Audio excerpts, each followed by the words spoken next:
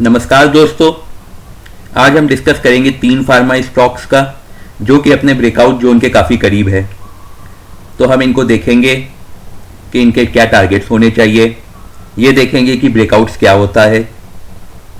तो दोस्तों, इन स्टॉक्स पे चर्चा शुरू करने से पहले मैं आपको बताना चाहता हूँ कि इंट्राडे ट्रेडिंग के लिए हमारा टेलीग्राम चैनल है जिसकी लिंक डिस्क्रिप्शन बॉक्स में है, आप उसे ज़रूर ज्वाइन करिए। वहाँ पर हम एडवांस टेक्निकल एनालिसिस के बाद कॉल्स प्रोवाइड करते हैं।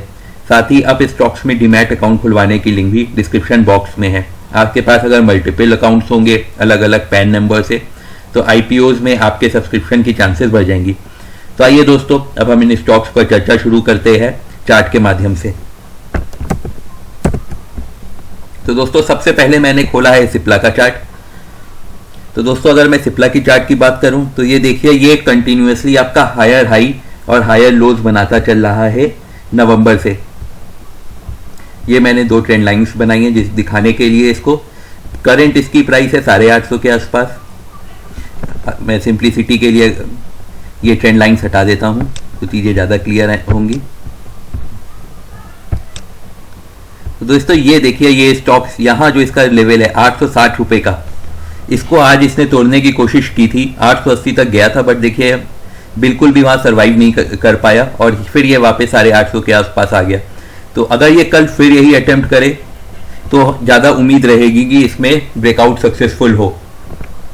तो आप इसको 860 रुपये के ऊपर खरीदिएगा। वहाँ पे आपको इसमें फिर और इसमें आप टारगेट सेम कर सकते हैं 880 900 रुपये तक के लिए, और लॉन्ग टर्म टारगेट आप इसमें 950 1000 तक के देख सकते हैं। स्टॉप लॉस दोस्तों इसमें बहुत ही छोटा सा आप लगाइएगा, क्योंकि हम ब्रेकआउट्स के लिए ट्रेड कर रहे हैं। तो या तो ब्रेकआउट होगा या नहीं होगा। तो अगर इसमें आपको यहाँ 835 रुपये के आसपास अगर आपका स्टॉक पहुँच जाए, 860 का आप एम कर रहे हो और अगर 835 तक पहुँच जाए तो मेरा मानना है कि फिर ये हमारा सेटअप फेल हो जाएगा। तो वहाँ पर फिर हमें स्टॉक से एग्जिट कर जाना चाहिए। साथ ही ब्रेकआउट्स में ट्रेडिंग के हम कुछ और कंडीशंस भी बताएंगे। अगर दोस्तों मैं डॉक्टर रेड्डी की बात करूं तो आप सभी को पता है कि ये स्टॉक ने भयंकर गिरावट दिखाई है। चार्ट पे भी जैसे दिख रहा है आपको, 12 जनवरी में स्टॉक 5400 अपने लाइफ टाइम हाई के आसपास था, फिर ये एकदम से गिर के 4400 के आसपास आ गया और अब काइंड ऑफ रिकवरी दिखा रहा है। लेकिन ये देखिए, जो 4700 का एरिया है इसके लिए ये कितना इंपॉर्टेंट एरिया है। 2-3 बार यहाँ पे सपोर्ट लिया है, यहाँ पे एक बार रेजिस्टेंस ले चुका है। तो इस एरिया को आप जरूर ध्यान में रखिएगा। तो अगर ये 4717 के ऊपर मिले या 4720 के ऊपर मिले ये स्टॉक, आप इसने भी देखिए आज ब्रेकआउट करने की कोशिश की थी बट सक्सेसफुल नहीं हुआ। कल अगर ये फिर से अटेम्प्ट करे तो आप इसको खरीद सकते हैं। और इसमें जो टारगेट्स मैं लेके चलूँगा वो 5400 रुपये के आसपास का लेके चलूँगा, क्योंकि इस स्टॉक्स की थोड़ी हिस्ट्री रही है कि जब ये ब्रेकआउट देता है तो एकदम शानदार ब्रेकआउट देता है। ये देखिए, यहाँ से ब्रेकआउट दिया, एकदम भयंकर ब्रेकआउट, फिर यहाँ से दिया था एकदम भयंकर ब्रेकआउट। फिर अगर ये ब्रेकआउट देगा तो इसमें 53-5400 रुपये के ब्रेकआउट तक का टारगेट देखने को मिल सकता है। ऐसे तो ये 5000 का स्टॉक है, बट नॉर्मली इतने महंगे दामों के स्टॉक्स इतने वोलेटाइल रहते नहीं है, बट डॉक्टर रेड्डी काफ़ी ज़्यादा वोलेटाइल स्टॉक्स रहता है। अब मैं दोस्तों बायोकॉन की बात करता हूँ। तो बायोकॉन भी आप सभी को पता है कि भयंकर गिरावट हुई थी इसमें रिजल्ट्स के बाद। 470-80 रुपये से ये गिर के 380 रुपये के आसपास आ गया था और अब ये वापस रिकवरी मोड में चल रहा है। लेकिन दोस्तों, इसमें खास देखने वाली बात यह है कि आपका यहाँ पे देखिए गैप क्रिएट हुआ है। तो गैप फिलिंग थ्योरी के हिसाब से अगर मैं जाऊँ तो स्टॉक्स नॉर्मली जो अगर इस टाइप का भयंकर गैप क्रिएट करते हैं तो उसको भरने वापस जरूर आते हैं, चाहे गिरावट हो चाहे उठते हुए हो। तो आप देखेंगे कई बार स्टॉक्स गैप अप खुल जाते हैं, फिर देखते हैं कि 1 हफ्ते बाद या 10 दिन बाद स्टॉक्स वापस उसी लेवल पे आ जाते हैं उस गैप को फिल करने के लिए। तो दोस्तों, इसका ये देखिए जो 400 के आसपास का लेवल है, बहुत ही स्ट्रॉन्ग आप कह सकते हैं, कई बार रेजिस्टेंस की तरह भी बिहेव किया है, फिर सपोर्ट की तरह भी बिहेव किया है। तो अगर ये स्टॉक आपको 405-406 रुपये के ऊपर मिले कल, तो फिर आप इसमें फ्रेश पोजीशन बना सकते हैं। शॉर्ट टर्म टारगेट हम इसमें 440 रुपये का लेके चल सकते हैं, यहाँ पे हमारा गैप भी फिल हो जाएगा। और लॉन्ग टर्म टारगेट हम इसमें 480 रुपये तक का लेके चल सकते हैं।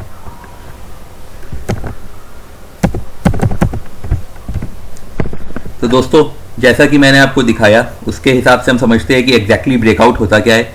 तो ब्रेकआउट बेसिकली होता यह है कि जब भी कोई स्टॉक अपने कोई भी मेजर रेजिस्टेंस को तोड़ता है या सपोर्ट को तोड़ता है तो उसे हम ब्रेकआउट कहते हैं। और इससे क्या होता है कि आपका एक नया ही आप कह सकते हैं कि स्टॉक नए डायमेंशन में पहुंच जाता है।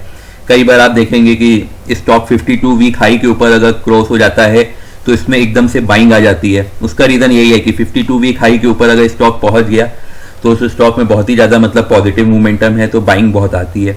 तो ब्रेकआउट्स इसीलिए होते हैं कि या तो एकदम से उसमें बाइंग आती है और अगर सपोर्ट्स तोड़ते हैं तो एकदम से सेलिंग आ जाती है। और ये कई बार हमारा लॉन्ग टर्म के लिए भी स्टॉक की क्या प्राइस रहेगी उसको भी डिफाइन करता है। तो दोस्तों आइए जो हमने अब चार्ट्स के माध्यम से डिस्कस किया था उसको एक बार समराइज कर लेते हैं।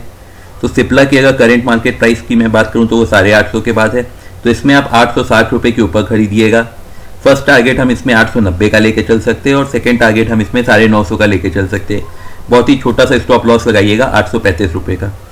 अगर मैं डॉक्टर रेड्डी की बात करूं दोस्तों तो इसको 4720 के ऊपर खरीदिएगा। टारगेट जो इसमें मैं केवल एक ही सिंगल टारगेट लेके चल रहा हूँ वो 5400 रुपये का, और स्टॉप लॉस इसमें लगाइएगा 4640 रुपये का। बायोकॉन में को आप 405 रुपये के ऊपर खरीदिएगा। टारगेट 1 इसमें 440 का रखिएगा, टारगेट 2 इसमें 480 का। स्टॉप लॉस इसमें हमें थोड़ा सा बड़ा रखना पड़ेगा 380 रुपये के आसपास का, क्योंकि उसके बीच में क्योंकि इसने जो फिर अच्छी राइज दिखाई तो बीच में कहीं और इसका अच्छा सपोर्ट दिख नहीं रहा है। साथ ही दोस्तों ब्रेकआउट की ट्रेडिंग करते समय आप लोग को कुछ चीज़ों का खास ख्याल रखना है। आपको ये देखना है मार्केट पॉजिटिव होनी चाहिए, स्टॉक पॉजिटिव होना चाहिए, और जो सेक्टर का स्टॉक है जैसे इस केस में फार्मा है तो वो पॉजिटिव होना चाहिए।